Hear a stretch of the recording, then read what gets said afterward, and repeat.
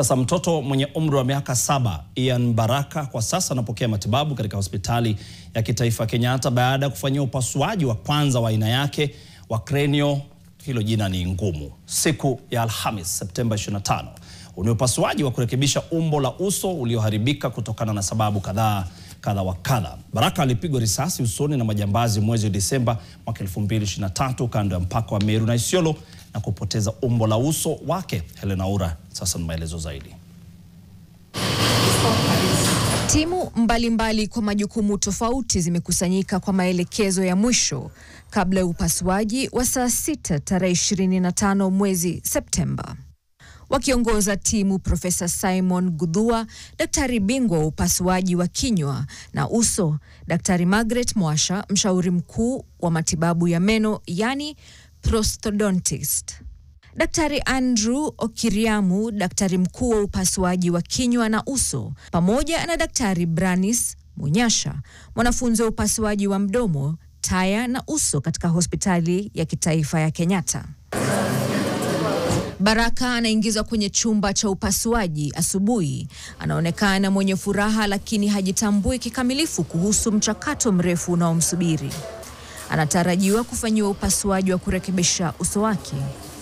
Mwaka 2023 alipigwa risasi usoni na majambazi, akipoteza sehemu kubwa ya umbo la uso wake.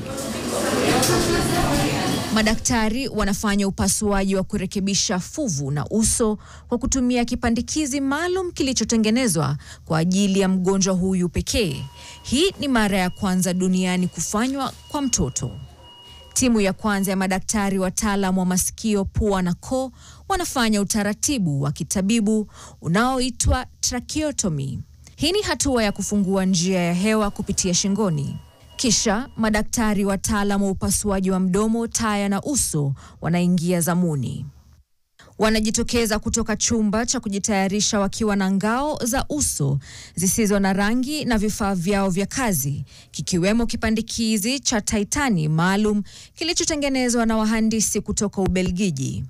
Kitapandikizwa kwenye sehemu ya katikati ya uso wa Baraka kushikilia pua la silikoni, mdomoni na meno. Baada ya dakika 40, daktari mwingine analeta painti ya kwanza ya damu kwa ajili ya kuongezewa mgonjwa. Ni hiyo pekee wanayohitaji muda wote. Baadaye, mshauri mkuu wa matibabu ya meno aliye na mafunzo zaidi kwa miaka 3 anaungana na timu kufungua pua la silikoni kisha kufanyika kwa upandikizaji wa ngozi. Kabla ya upasuaji, Baraka alikuwa akitembea na barakoa. Mama yake alisema kila alipokuwa akiitoa wenzake walimcheka. Sasa akiwa nje ya ICU, anapokea matibabu kwenye wodi.